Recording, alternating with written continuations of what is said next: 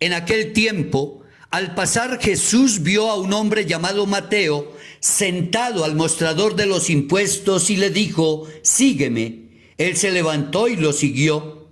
Y estando en la casa de Mateo sentado a la mesa, muchos publicanos y pecadores que habían acudido se sentaban con Jesús y sus discípulos. Los fariseos, al verlo, preguntaron a los discípulos: ¿cómo es que su maestro come con publicanos y pecadores?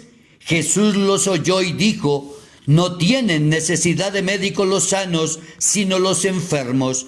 Vayan y aprendan lo que significa: misericordia quiero y no sacrificios, porque no he venido a llamar a justos, sino a pecadores.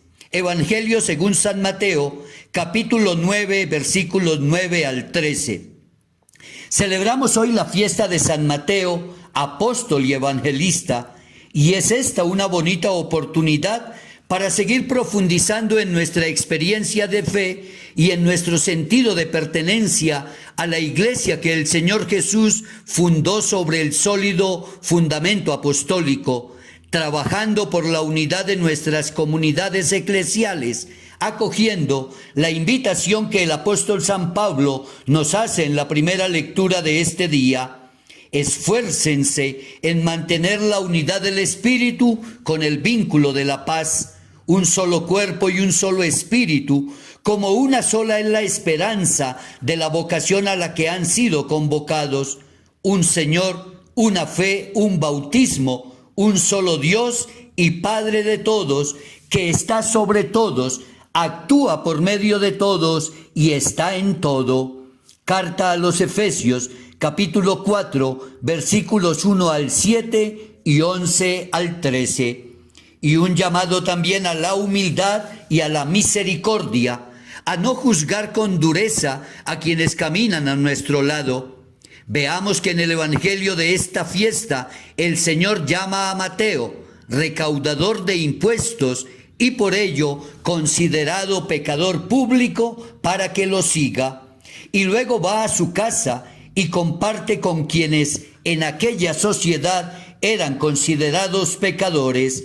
Por eso, al escuchar las críticas de los fariseos por compartir con ellos, les hace ver que son los pecadores los que necesitan de la salvación que Dios nos ofrece, que así como no tienen necesidad de médicos los sanos, sino los enfermos, Él no ha venido a llamar, a buscar a los justos, sino a los pecadores.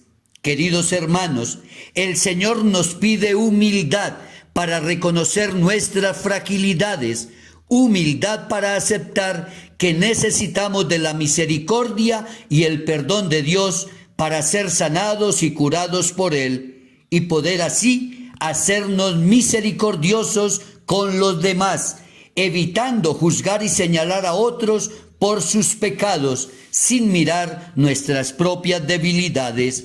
Por eso nos insiste: misericordia quiero y no sacrificios, es decir, experimentar la misericordia de Dios para hacernos misericordiosos con los demás.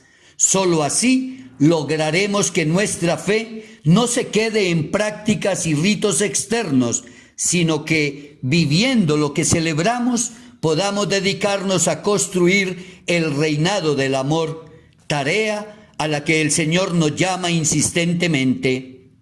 Ojalá, a ejemplo de San Mateo, al escuchar el llamado de Jesús a seguirlo, seamos capaces de renunciar a nuestro egoísmo, a nuestra soberbia, a nuestros apegos materiales, y lo sigamos plena y verdaderamente.